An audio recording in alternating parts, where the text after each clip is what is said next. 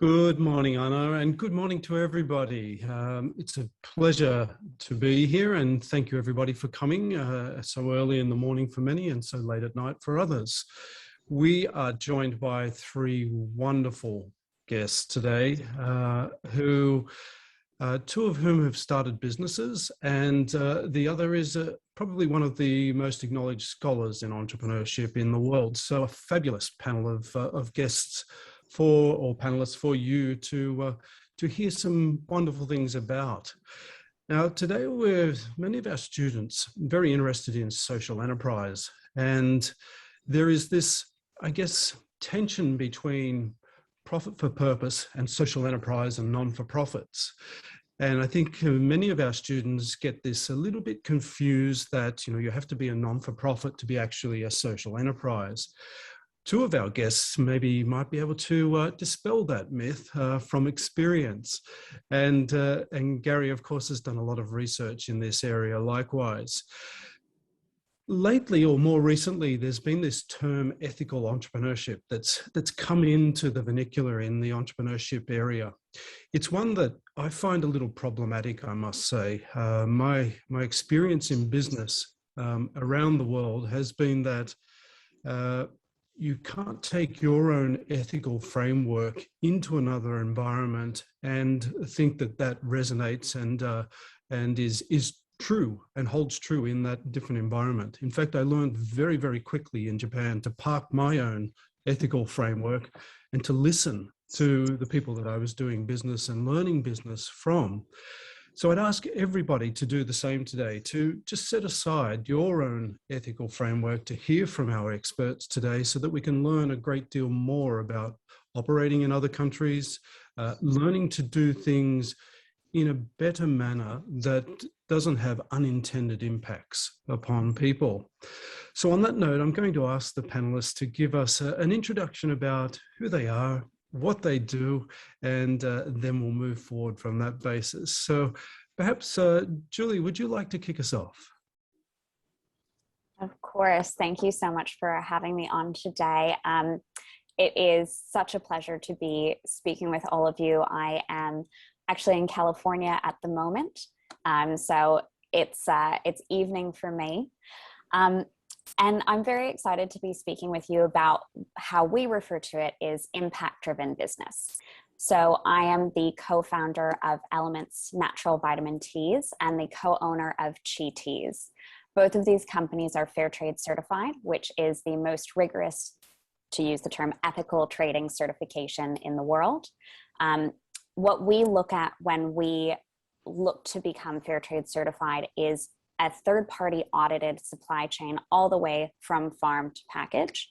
So we make sure that there is no slave labor, no child labor in our products, but beyond that, that farmers are paid fairly for the beautiful crops that we're sourcing, and also that the factories that we use along the way, all the way down to our warehouses, are paying fair wages so that the profits from our business are not just held in the West, but all the way through that supply chain. So really excited to talk to you about how we set that up, especially being a small business and a startup. And also really excited to hear from the rest of the panel on their experience today. Wonderful. Thank you very much, Julie. And hopefully the bushfires or the wildfires are not impacting too much on you in California. Maria, would you like to introduce yourself? Thank you so much, David. Hello, everyone. I am Maria. I'm actually joining you today from Darkinjung country, which is Central Coast in New South Wales. So I've been up here since lockdown last year. And I started Calmar Corps after 23 years as an executive in multinationals, normally in the learning technology space and business technology implementation. And what I kept not finding in those 23 years in the level that I was operating from were, number one, women in the IT space and women with brown faces. And it's a different experience that I had, but also on the side, probably since I was a child, I've always volunteered. So I'm also, just for transparency, I'm also a child of domestic violence. So I did a lot of work around coaching women transitioning from domestic violence shelters to seek digital employment. and we did lots of coaching, but there wasn't actually the kind of training that was available to be able to process that whole transition. So I started Calmar Corps to really retrain women over 45 and those transitioning from domestic violence shelters to have certifications, but also to have a robust, well-paid job in the digital economy. So that's how Calmar Corps started. And, you know, it's a bootstrapped startup, and we actually put 10% of our profits into a capability with conscience program. And that is actually supporting other civil society organizations, charities and NGOs in the work that they do. Because, you know, they save lives literally every day, but they have to fight to get funding. So, you know, as a business owner, I wanted to see that there was a solution that was offered around those, you know, communities of need. So that's Calmar Corps, and that's my story. Thank you. Wow, fantastic. Thank you, Maria. And Garry.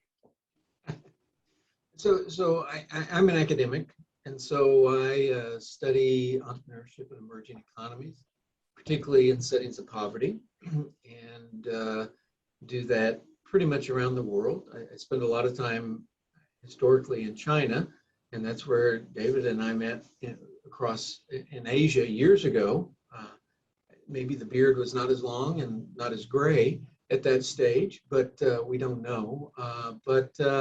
You know, so I will study, I spend time in Africa, I spend time in Asia, I spend time in Latin America, and do quite a bit of research around settings of poverty and how entrepreneurship both helps and hurts. There is always a dark side also to entrepreneurship. We tend to sort of talk about a myth of entrepreneurship also, but it's also important to recognize that entrepreneurship can be harmful. You know, there is clearly settings and times when entrepreneurship does more damage than it does good. And I think it's useful to recognize that also in our discussion. Thank you, Garry. Yes, look, we don't reconcile from you know, various viewpoints and I think outcomes of entrepreneurship. Certainly, from my perspective in leading the portfolio at Monash, we're very, very focused on making sure that our students undertake their endeavours with the right values underpinning them. And I think from that basis, you can actually achieve a great deal, as Maria and Julie have no doubt done. So I'm going to pick up on, firstly, the businesses that have been established in a developed country and are sourcing product from developing countries, as Julie's business does, and also businesses that have been established in countries where they are meeting a very, very incredible need like Maria's. So, Julie, let's start with your two businesses now, and congratulations on that.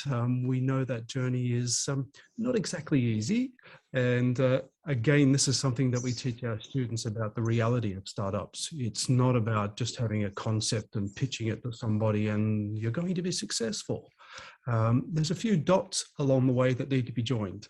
So perhaps you could just walk us through how you set up your business, and then how you source that the supply from developing countries, and some of the programs that you're involved in ensuring that it is, well, ethical, but for purpose and impactful.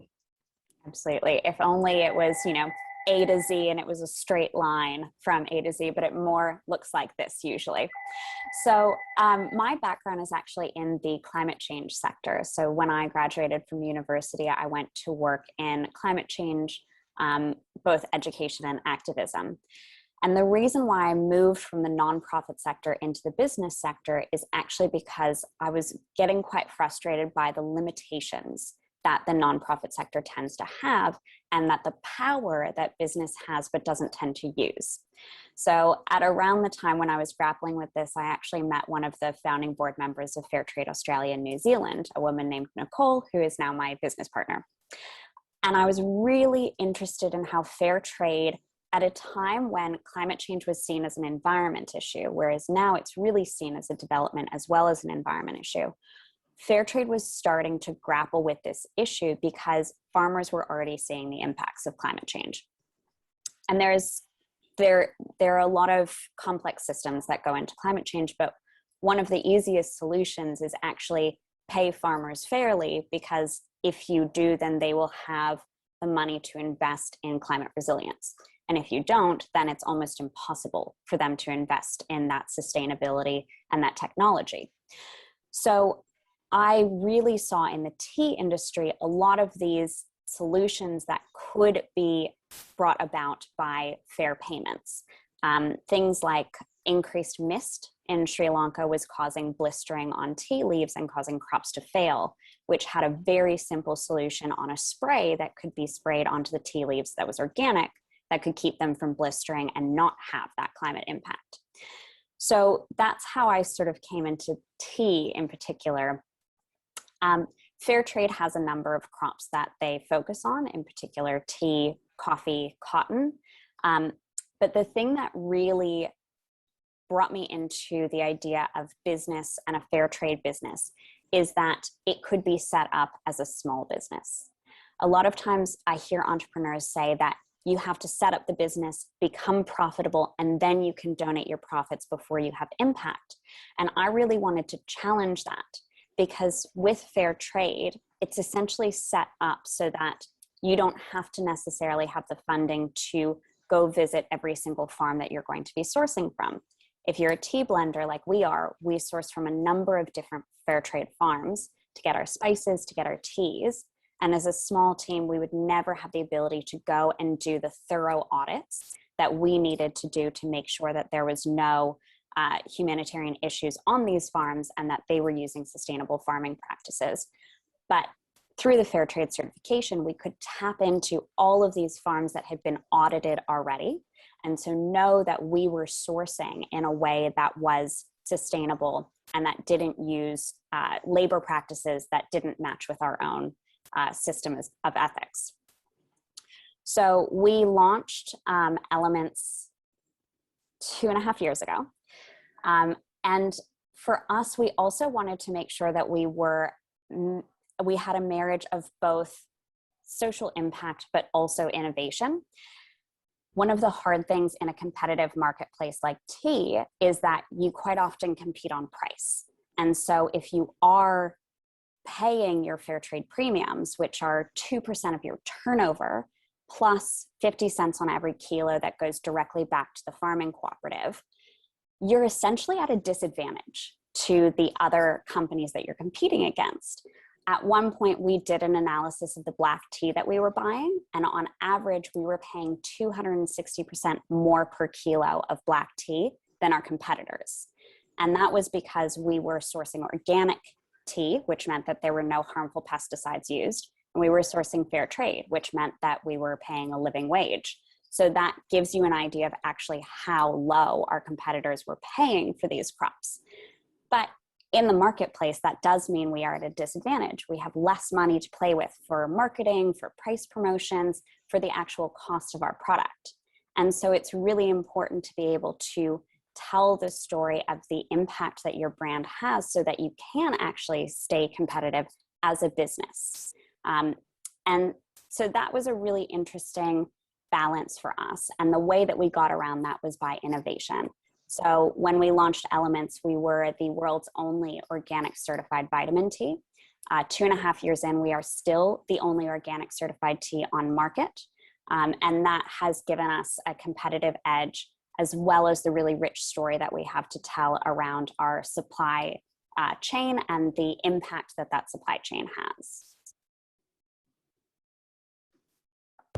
What a great overview there, Julie. There's a couple of issues I'd love to just quickly pick up before I go on to Maria and Garry. Storytelling. This is something that our students do struggle with. And likewise, the effort required to get a business like yours up and running and moving towards, make an assumption here, profitability in just 2.5 years. So I'd be very, very interested to hear, firstly, how you developed your skills and capabilities around storytelling. And secondly, what were some of the major obstacles that you faced in those 2.5 years and how did you overcome them? Of course. I will try not to tell my scariest stories for fear of turning anyone off the idea of becoming an entrepreneur. There are so many highs and lows. I'll start with the storytelling aspect of it. One of the greatest parts of my job is sourcing. So I am so privileged that I get to travel to Sri Lanka and actually directly source from quite a few family farms as well as larger scale fair trade farms. When you go to these farms, it's so easy to see the impact of paying a living wage. There are quite a few farmers, particularly in Sri Lanka, where coming out of the British colonial period, there were these giant tea farms. And essentially they were split into family units, quite often half an acre in size. And without the systems that fair trade and organic and some of the other trading certifications like Rainforest Alliance, half an acre can, bring maybe a couple kilos of tea. But when you actually have a system to support farmers and help them to optimize their farms to not only grow tea, but also to plant root vegetables underneath, shade trees, palms, pepper trees, you create biodiverse gardens. And not only does that help with climate resilience and soil and reducing soil degradation, but it also means that the farmers have more opportunity to make income. So on my first visit, we met a family farm that had gone from producing about 500 grams of tea in their first year to producing about 2,000 kilos by the time we met them, which was enough to install electricity, enough to install a filter on their drinking water, buy a tuk-tuk for their son to use as employment. So, none of this is crazy change, but it's truly lifestyle change. And it's so easy to do as a business that it really baffles me that other businesses don't do it, because it's about building it into your model from day one. So to take up your point around profit, we knew from the inception of our business that we were going to be fair trade certified. And so we built into our business model the costs that were required to do that. And I really like to talk about baking that into your business, because if you know that it's part of your recipe, then you build the recipe around it versus taking it as an afterthought and saying, okay, it's the icing on the top. You build your business and then you hope that there's a little bit left over to, give, or, I'm sure with Maria, you probably knew that you wanted that 10% threshold. And so you built that in from the start. And it just means that you're prepared to actually have those extra expenditures. And so you're not surprised and cutting that out at the last minute. Obstacles, we're a supply business during a global pandemic. That's been really interesting. And I will say it was extra challenging being fair trade and organic certified because there were less people that we could source from. So if you're one of our competitors, and unfortunately, one of the things that happened with the pandemic was that a lot of farms weren't able to harvest at the right time. And so there was a lot of crop loss. So there was less product on market that we could then source. And, if you're a large company that doesn't have any restrictions on who you can source from, you simply go out to market. There are these, big tea auctions and you buy what you can get. Whereas for us, we have to be sourcing from fair trade and organic farms. And so there's actually less product that we can purchase. And that can be really challenging when you have a 1 in 100 year event. But also it will become more and more challenging as climate change continues. So that's something that we build into our model as well. We have our primary farms that we source from, and then we also have our secondary. And after the pandemic, we're going to be finding a third source as well, since we are operating in a really challenging system. And, a lot of it can be very, very concerning and scary, but as long as you have people you can call and ask questions, and for us, we always have mentors who have worked in the space and can say to us, oh, hey, you should probably talk to this person. I think they've found some tea, or they've found a container, or hey, I heard this ship is leaving port when all of the other ones aren't. That's what can help you keep it going. Fantastic. And a great segue there into Maria's business.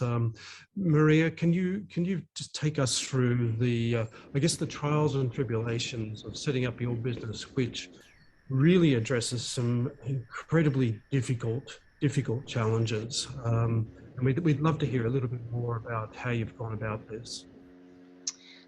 Thanks, David. So I think in one of those serendipitous moments, so I've actually had Calmar Corps sorry, this is what happens when people live with you. I actually started Calmar Corps as a sole tradership. It was always in the background to help out while I was working in corporate. But I was actually requested by a long-term contact in the industry to assist with this massive Oracle transformation project. It was the largest Oracle footprint in the Asia Pacific. And they just needed that person who had operations training, but also systems knowledge to bring it all together. So they didn't have that. And I came in, and it was a job supposedly on the job description as a one-person role, but I already identified within the first week it needed at least another 20 people to really support it, because it was a multi-geographical business, multiple languages being delivered, and also highly regulated, highly regulated.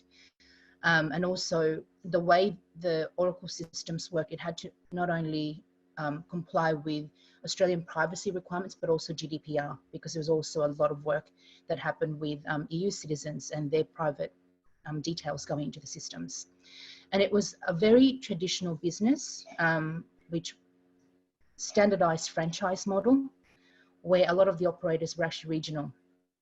So they weren't used to centralized systems and so forth. So, and I also realized that the technical work around that transformation, it wasn't going to deliver to the end users. So I actually brought in some women that I had trained through the domestic violence framework. And that's how Calmar Corps got incorporated as a business, because I had to have that incorporation to be able to hire people into the business and give them all the benefits and so forth.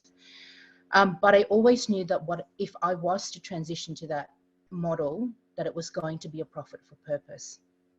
So first of all, when I look to funding is really hard when you put profit for purpose, because the capital markets don't know what to do with it. They either know you as a profit and there's a business model around funding that, or you're not for profit. But if you sit in between, they just don't know what to do with you. They can't tick the boxes, and therefore you don't actually comply. So that's why I ended up taking out my own savings and bootstrapping the whole entire thing. And the difficulty when you're having a global technology like that is certifications. The time it takes to actually get the certification, but also the cost of getting certifications. So for most people who are not familiar with certifications around IT projects, a certification around Microsoft, for example, can cost, or cybersecurity, which this project entailed, can cost anywhere from $15,000, and depending on which country you complete it, can be up to 158,000 USD. And many women in that marginalized communities transitioning out of domestic violence shelters, or women over 45 who have been made redundant, who are highly skilled but don't have technical skill sets, that is not the kind of money they can possibly even clear out from their savings or even apply for. So this is, part of the Calmar Corps concept, is to train them. It gives them 6 to 8 months embedded and trained up using different components of the skill set that the technology applies, whether it's provisioning documents and so forth. And eventually over that time, they gain the skill set in the business, in the project. And when we exit out, we give the business the opportunity to actually keep the people that we've trained into that project, which gives them that continuity, but also the skill set in-house for a lot cheaper than having to hire them as a contractor on a daily rate. So they're saving a good 60% of their costs. And we're also, part of this process is educating businesses to understand that the cost of rolling out a tech implementation isn't just about the technology being launched, it's about the maintenance and the the consideration of what you have internally to be able to carry on that maintenance over a long period of time, and the adoption. And it's a quote that we often say to them is, McKinsey did this study that over 80% of businesses were actively transforming through technology, but they have also self-reported that less than 3% of them were successful at doing it long term. And we're talking about a spend, let's just say in Australia alone, in technology over the last 2 years, that's more than $4 billion of spend, and only 3% of that tech spend is actually successful. That is horrific statistics. And yet that same modeling keeps happening over and over and over again, because no one has, taken the time, the effort, but also just had the balls to say, this is not working. Why aren't we changing it? And so by having a working model that we could actually demonstrate, but also teach people how to do, it changes the conversation, it changes the dynamics, and it's saving many, many commercial businesses time and money, significant amounts of money. The other component of our business is that we didn't want world-class technologies like your Salesforces, your Microsoft, your Oracles, just available to commercial businesses that have the millions and billions to spend. So the 10% capability with conscience fund that we channel our profits into, when we fund not-for-profit projects like the Apapo Hero Rats project, landmine clearance in Cambodia, for example, or the Disaster Aid Australia Safe Water for Every Child program, or Green Gecko project in Cambodia, when we fund those projects, we also embed, or we actually donate the technology that the big corporations are using, because all of these not-for-profits and NGOs really need this automation and all this great technology. They simply do not have the the resources, but also the money to be able to buy into the technology. So really solving some big world problems, but also at heart, in its core framework, democratizing access to world-class technologies.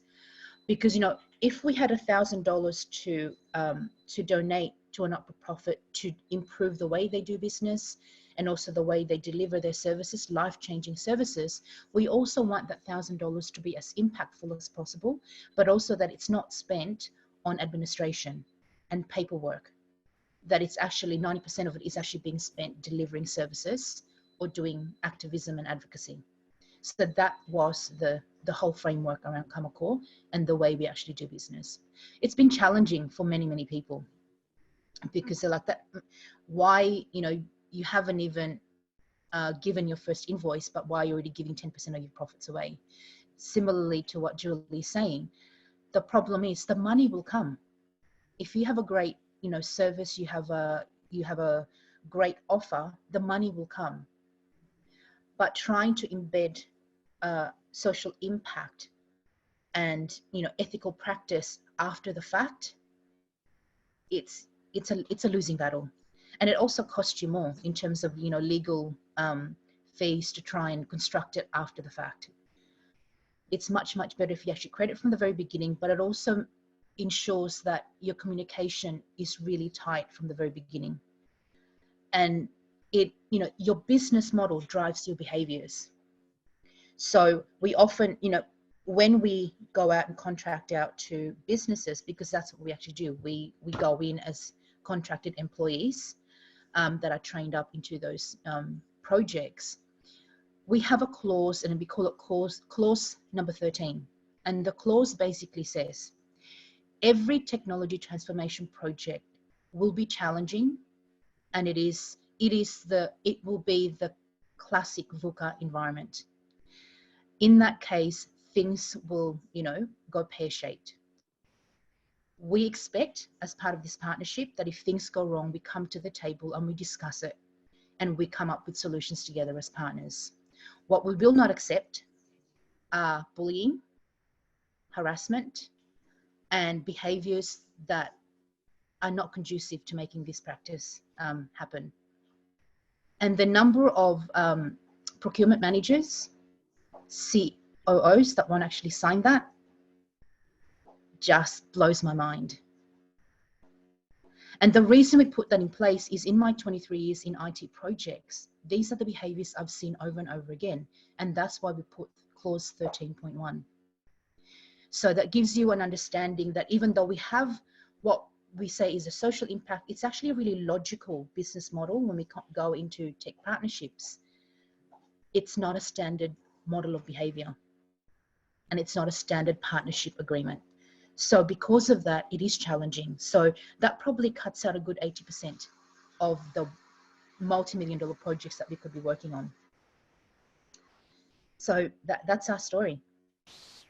Wow, what a story. To all of our students out there, I think there's a little more discovery for us around clause 13.1 that needs to be undertaken. There's a whole lot of things there around technology, which I'm going to come back to in a minute as well, from both Maria and Julie. I'm going to swing over to Garry now and get Garry's, I guess, extensive decades of research. He's very old and gray. It's a very long beard. That's right. I was going to say distilled into 4 minutes and 59 seconds. Yeah, 4 minutes and 5 seconds. That's right. That's right. Now, Garry, if you could take us through your journey and what you've learned along the way would be great. Well, again, so I'm an academic. And so while I had a business career, clearly I don't have the hands-on experience of Julie and Maria. If I could leave the students with an idea, though, it's the idea that I think we have failed. If we look at poverty in the world, it actually hasn't changed over the last 30 years. We don't have people, the absolute base of the pyramid where the people are starving to death. We have eliminated that, but really, if you look at the total number of people that are poor, it hadn't changed. You know, especially when you take out the 800 million in China, which have moved out of poverty, but that has nothing to do with anything anybody's doing. It has to do with the political system. And so we haven't done things. And you know, we have these wonderful ideas like micro lending, but there's absolutely no evidence that it works. It increases calorie intake, but it doesn't create businesses. You know, if we look at fair trade, amazing program, but truth is it deals with the richer poor. It doesn't deal with the poorest of the poor. When we do studies, we found Silicon Valley goes and they go around the world to try to generate, you know, and invest in ventures. So if we look in the United States at venture capital, it funds 1% of their money goes to African Americans, even though they are 14% of the population. They take those same racist attitudes around the world. And so if we look in a country like Kenya, they will fund a white team that has absolutely no technical background before they would fund a black team that has extensive technical background. So what have I learned? You know, not to be the, you know, the person at the party nobody wants. You know, I think you need to just be far more radical. I think you need to basically go to places and figure out how to from their vision, how to help people solve these problems. I think we've done a pretty bad job of it. We spend a lot of time, we spend a lot of effort, but it's ultimately people doing things. And Maria and Julie have done things that affect people's lives, but somehow we have got on a more mass scale as individuals. The governments have all sort of screwed it up. I think the NGOs have sort of all screwed it up because ultimately it just becomes another job. And so how do we change people's lives is ultimately going to depend on people that look a far much younger than I do, that have all of their hair and none of it is gray, that go places and actually create change. Because right now we have not done a particularly good job of it. You know, and even when we go to technology and we take it around the world, it's basically enriching the rich people. It doesn't reach the bottom of the pyramid. It basically enriches the rich are the ones who invest in the business. They are the ones who have the government relations to capture all the value. And it is not a rising tide lifts all boat. It's the rich get richer in these countries. And that's not the solution. So if I could plant a seed, it would be, you know, get far more radical. You know, after doing this for 40 years, I would have hoped at this stage the numbers would look better, but they just, in reality, there tends to be a lot of patting of people on the back, but they tend to basically lump China in there and a whole bunch of stuff. And you start digging through it, we really have not done a great job with poverty in the world. And so my hope is that your generation is far better, far more aggressive, and far more assertive in doing it, because there's clearly a need. And it grows every year. So everybody's like, God, who invited him to the party? We don't want to talk to that guy. He's a little bit depressing. But, if I could plant that seed, and as you look at it, what is actually happening? What are we actually doing? How are we changing people's lives? Particularly, and you look at these countries, the multiples of how many people depend on somebody with just a good, solid job. There can be impacts, but it's a deep problem, and I'm hopeful that your generation will be much better than mine has been. And I'll say that it's my generation, not David's. He's a much younger man than I am. So. By the way, I paid Garry to say that.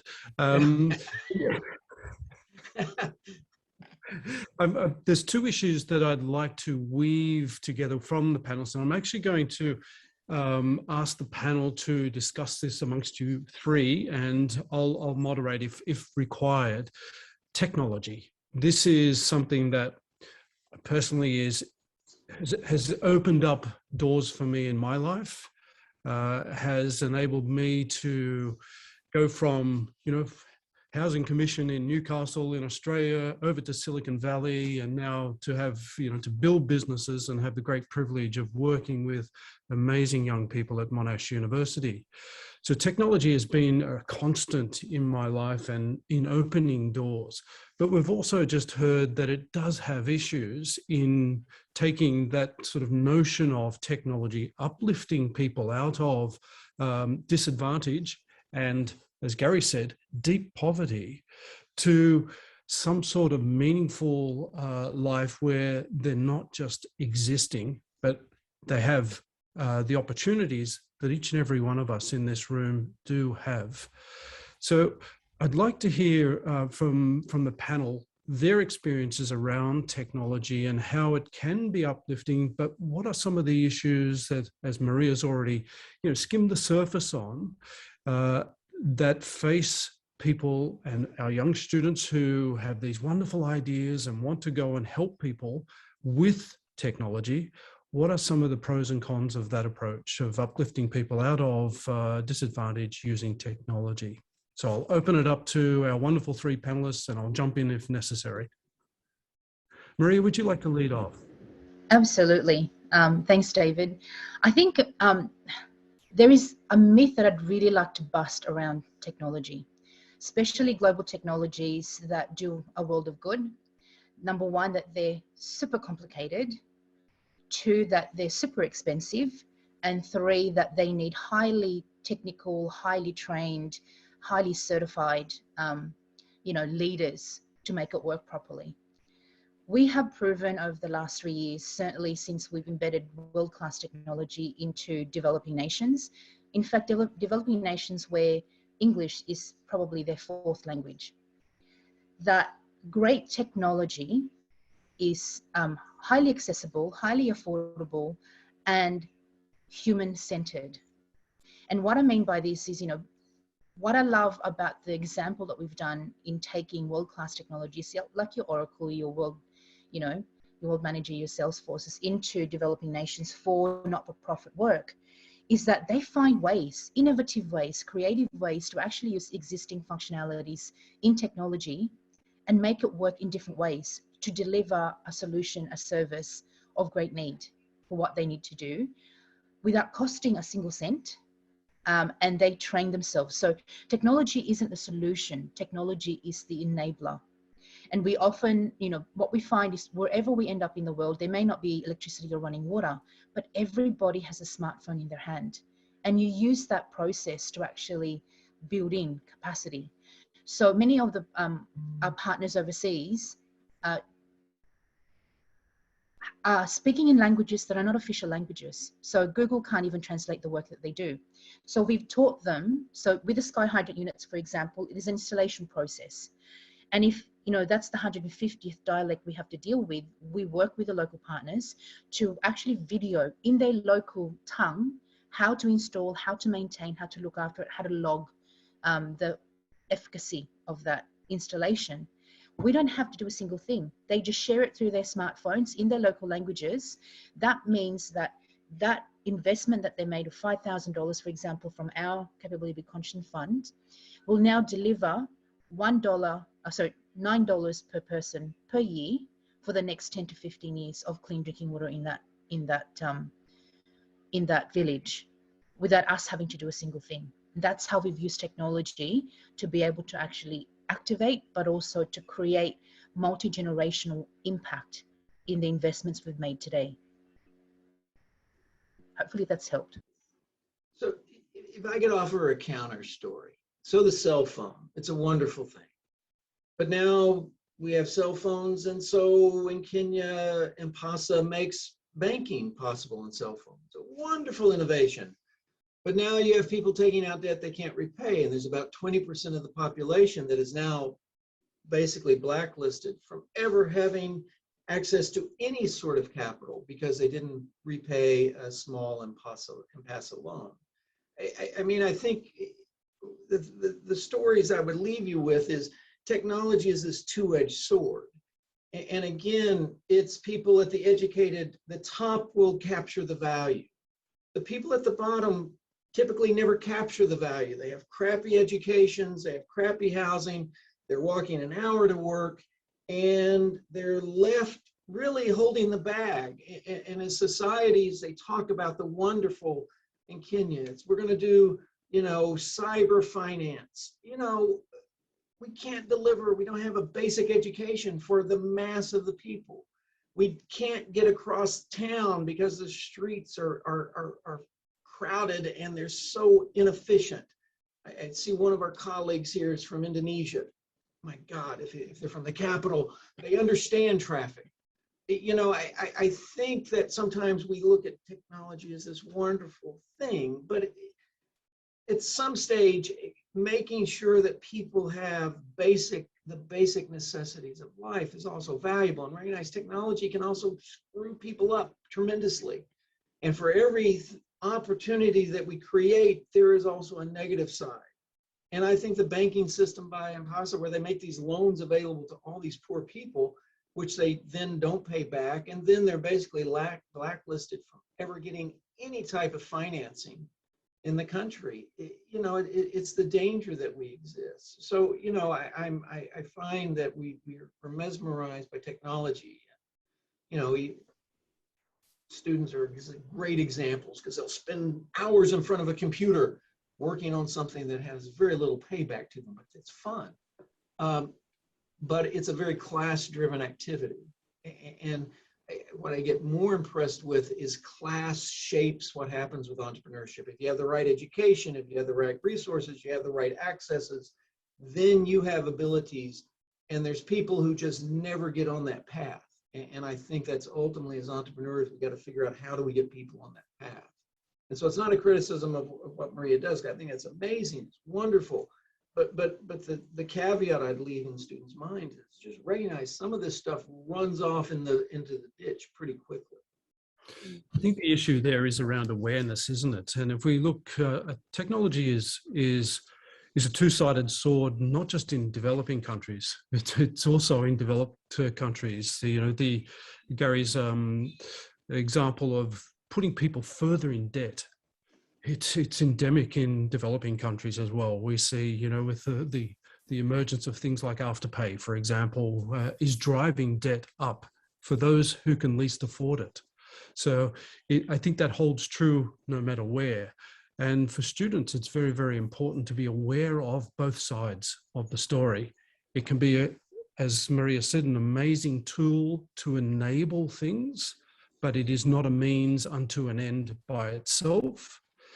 And likewise with Garry, we've got to be very, very aware of the dark side of what can occur through the use of technology. Julie, what's been your experience? So I would agree that it is a double-edged sword, but I would say that those edges tend to be situation-based. I think it's really hard to say that there's one solution that will work around the entire globe. We are globalizing, but we are still incredibly different, and different situations require different solutions. So there are two stories that I wanted to share that sort of show this dichotomy. The first being where I came in with very much a preconceived notion of technology being a solution that we should always be driving towards. We were working with a factory in Sri Lanka. They had what's called an EMA machine that packs fair trade tea into tea bags. And I had seen that there is an attachment to this machine that we'd used before that actually builds the box, puts the tea bags into the box, and then gives you a finished product essentially. And so I went in talking to this factory and saying, you know, have you looked at this? Do you need help financing it? This great solution is here that we can improve your factory with.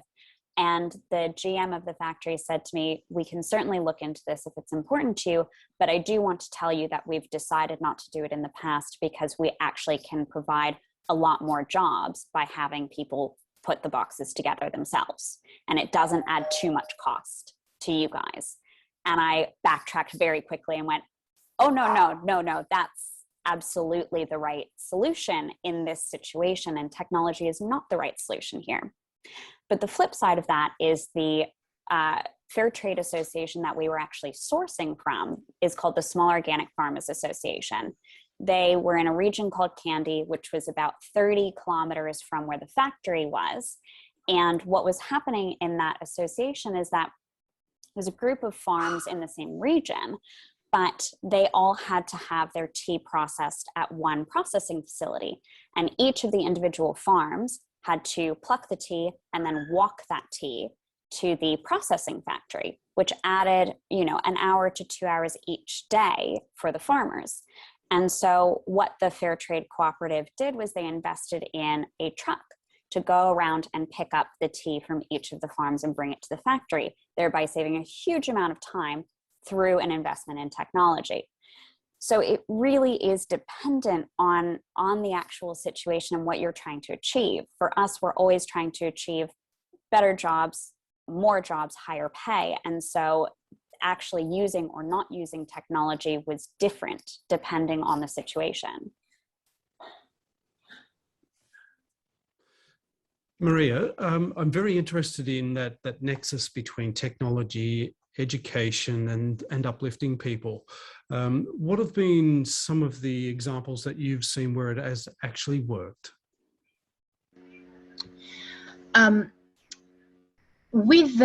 With that nexus between, you know, using technology and getting dignified type of work, and this is, I can only speak from our example because it's what we've been embedded in the last 3-4 years, is to, when you expose people who don't speak English, have never been exposed to world technologies before, number one, I was just, as a human being, I was just curious to see how would this technology behave, how would it be used if it was given to people who wouldn't normally be using it. So Oracle is not something you would normally be using, you know, in a developed country, delivering, you know, life-saving, you know, human trafficking services. But there's definitely the skill set that's built. So what we actually do in the Capability Conscious program is, when we know someone who's a local administrator in that country and they start to develop the English skills as well, we actually give them work. A lot of it may be admin work, putting templates together, for example, in the back end of the system. So they may have started using the system as a volunteer at a civil society organization or a not-for-profit, but we use that as a channel for them to actually get global employment.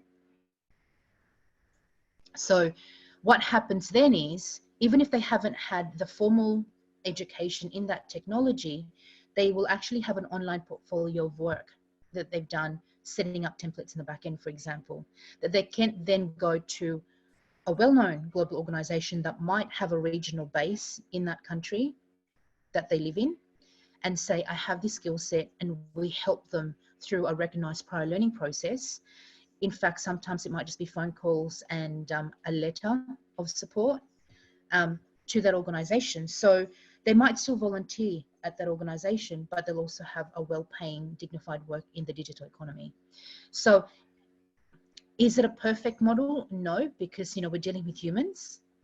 So you'll probably find 3 out of 10 have a successful journey that's really seamless, and some may not. And what we often find is when we go back to them, why wasn't it successful? It wasn't the fact that they couldn't actually deliver the skill set or do the work.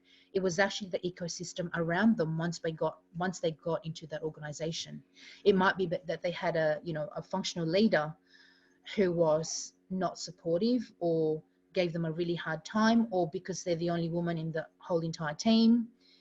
There's other considerations other than the work and the skill set that's actually required.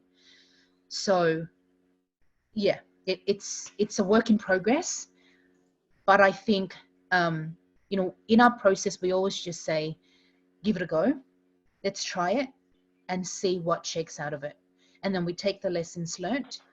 And oftentimes, in the last, especially since COVID last year, we've actively removed those people that we placed in those organizations into other work, still using the skill set that they've gained, but putting them in a better environment for them to actually thrive and do better. And more than that, be able to actually increase their skill set as part of that process. So very much so, there's always adjustments to be made, but exactly as Julie said, each case is different, each country is different, each case study is different.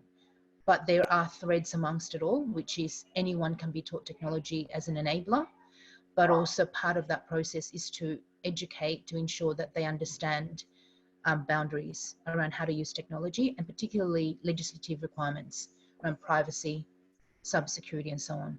So we inbuild that as part of the nesting process of training. Very, very wise words. For everybody who, we're going to move on to Q&A in just a moment, but I'm going to ask the panel just as a final word before we move on to Q&A, to give the students a little bit of I guess, some wisdom around purposeful entrepreneurship. And as you can see, I've moved away from that ethical term because since I've been in academia, whenever I've been asked to teach ethics, I've run for the hills because it's just such a difficult topic to teach, but also to do. And particularly in various environments around, for those of us that have set businesses up in other places in the world, I've just been astounded at what is considered ethical, what is not considered ethical. A couple of things I just want to draw in from the panelists around lessons for our students. And one was really around setting things up right from the start. So really having that vision from the start and not trying to, as I believe Julie said, baking things in at the end. It just doesn't work. It creates more problems than you really need. Setting up a business is hard enough as it is. The other thing that I love was business models drive behavior. I think that's a very insightful comment, because often our students will learn actually that incentives drive behavior, and that businesses need to incentivize their people to be able to get the greatest productivity out of those human resources. But what we are seeing, particularly from our younger generation, is that it is really about the business model and the purpose of that business model that drives the behavior that we see is so different than certainly from my generation. So some very, very wise words there. Going to just ask each of the panelists to give us a few more wise words. And Garry, I'm going to pick on you first, because you alluded to being more radical. And I just want to ask you to paint a little picture of what that might look like. I think it's going to the locations, I think it is actually, because I think you raised the point, it's context. I mean, it is the context. That's what Julie said, Maria said, but it's looking at the context, it's bringing there, and it's understanding there's just never these clear divides. It's never all good, it's never all bad, but you got to look at what you're actually trying to achieve, and in the location, what's the ultimate impact of it. I think that and you sort of alluded to this fact also. I mean, it's not the basically, oh, I built a business and I got six check marks and it's got, this many employees and things like that. I think those are really sort of shallow measures anymore. I think it's ultimately, what do I actually think this is affecting people's lives, and can I tell those differences in lives? And it is hard. I mean, Maria alluded to this. We've looked in Nicaragua. There's a great setting where we looked at one chocolate company from Europe in a different country, but it was about 60 kilometers from another chocolate company, and one was purely driven by market pressures, and the other one was driven really in trying to build a sense of community. I got to be honest, the market-driven one was probably going to kick the community-driven one's butt financially. Now, for the community-driven one, they had other measures. And, I think that ultimately it's coming to that clarity of what are you driven by? Because it can be profits, but there are levels of profits. And ultimately, what do you want to really achieve with entrepreneurship?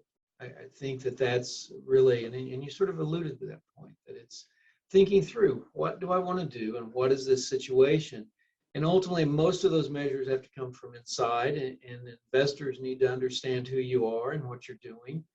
And, to maximize the returns and be able to say that I made so much more money than everybody else. I don't know that that's always where you want to be. I mean, ultimately, at the end of your life, again, I'm old, what can I say? You get to the end of your life, and all the entrepreneurs I know, some of them are pretty miserable people. They've been financially incredibly successful, but they have pretty bad lives. I mean, they're on their third wife. Their kids hate them. The third wife hates them. But they're just incredibly wealthy. But at some stage, people quit listening to you as you get old enough, and nobody listens to them anymore. And I think ultimately the entrepreneurs I know that are happy have built something they really believe in, and they see results. And you typically meet with them, truthfully, I've never met an entrepreneur, and I think David is actually pretty much spotted as an example. They make a lot of money, then they buy a house in Hawaii, and I don't find anybody actually stays in their houses in Hawaii.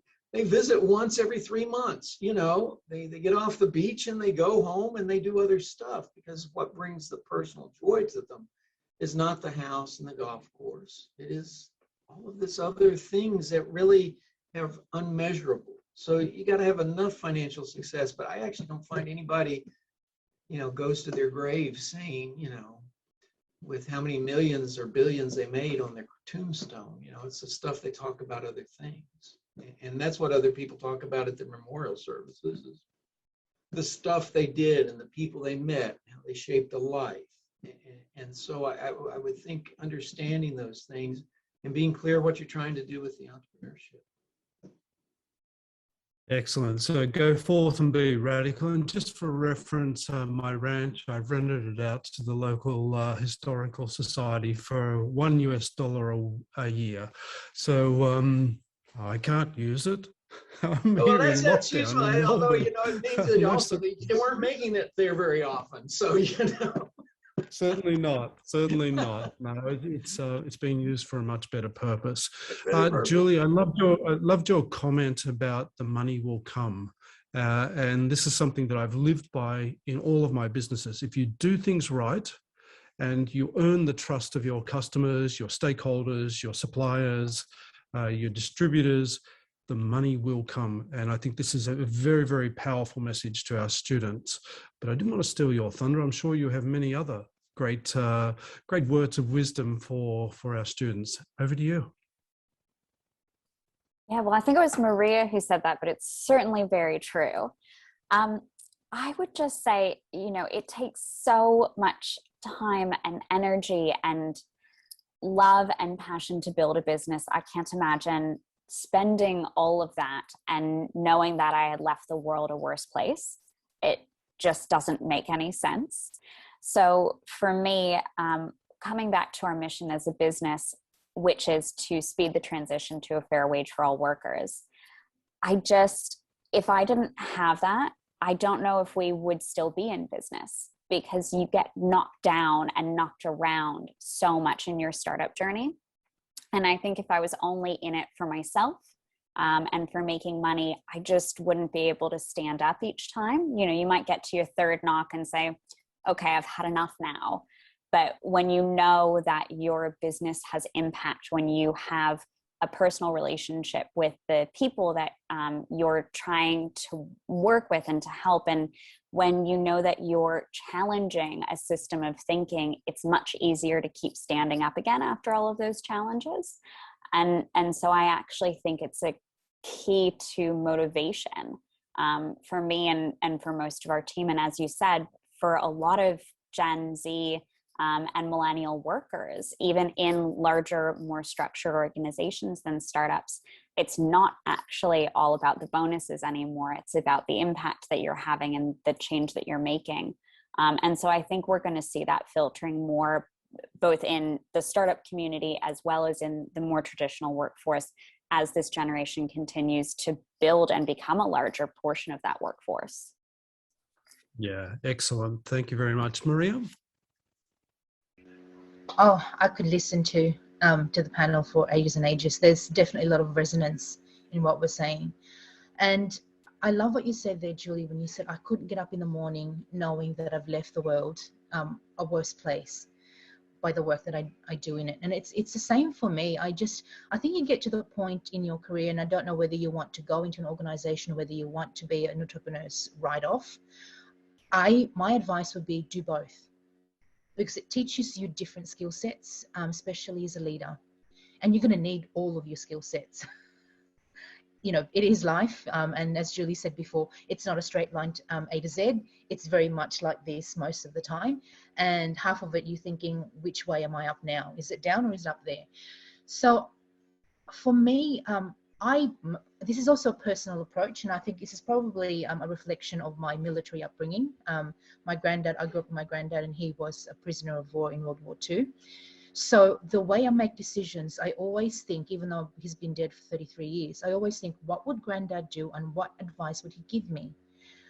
Because when I think that way, it always brings me back to a timelessness of decision-making and leadership that always holds true. It doesn't matter whether it happened 20 years ago or now.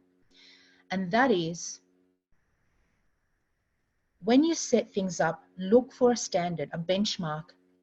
So when things get crazy, you always go back to the benchmark. And for me, I started that using the United Nations Sustainable Development Goals, and also using the B Corp assessment checklist, because it actually guides you through the things you need to do, documentations you need to have, but also considerations around even your supply chain. Because the truth of the matter is, you make money as a business, you also spend money as part of your OPEX, operational expenditures. So the decision I made very early on, and sometimes my team were like, oh, that's not the cheapest option. Yes, but it's the right option. Things like activating what we call the Zebra Business Network, which is, there is enough work, there is enough money for everybody.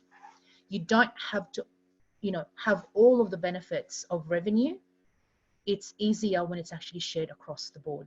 So we make decisions like, if we have to gift for Christmas to our clients and to our team, we look for a B Corp certified, gifting option. Or we look at businesses that are, at least 51% female owned, or they're part of a network that has profit for purpose at their core.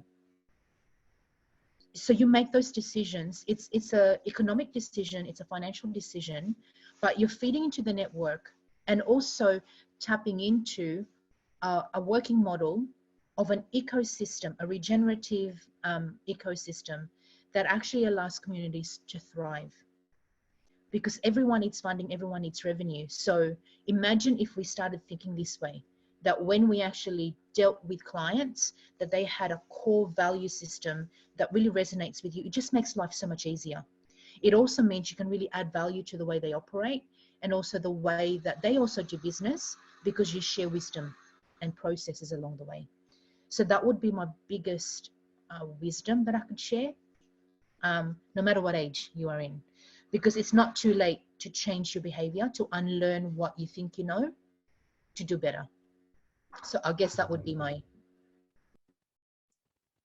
Great words, Maria. Thank you very much for all the panelists for those words of wisdom. Anna, we're going to swing over to Q&A for the remaining 15 minutes. Yep. Fire away. Yes. And yeah, just to reiterate what Dave said, a big thank you to the three of you. I was absolutely captivated by that discussion for the last just over an hour, and had a bunch of lovely messages from people coming through to me via direct message in the chat who had to jump off early for lectures and meetings and all sorts of things. But just to say, you know, a really big thank you to the three of you as well. I think personally for me, there was something that really connected around, you know, what's the mission, what's the purpose to help you make decisions, and whether or not that be, you know, a technology decision, or where you're going to build your business, or the way that you know, buying gifts, whatever that is. It's like, what are we trying to achieve? And that's yeah, really powerful, and I think something that we reiterate a lot in our classrooms as well, so that's always a plus. There are a few people left, and I would love to open up to all of you to jump off mute and ask the panel any questions that you might have, or even just to share something that you really that you learned that was surprising or inspiring and that you'll take away. I'll throw it over to you.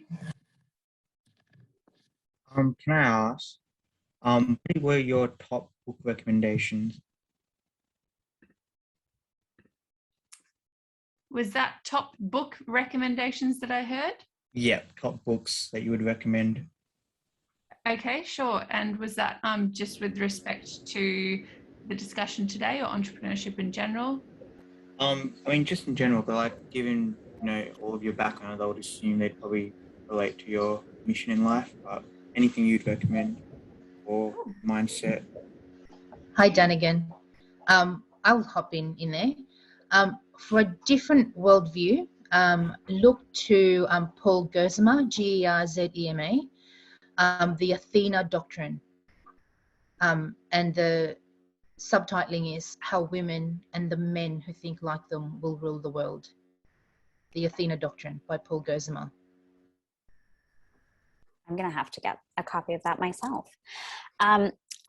So the one that I love to recommend is called David and Goliath. It's by Malcolm Gladwell, and it's actually not a business book at all, but it's a really fascinating book if you are a challenger brand, or if you want to become a challenger brand, because it really makes you think about how we consider weakness as a negative, and really challenges that to ask, is weakness a strength that you can use?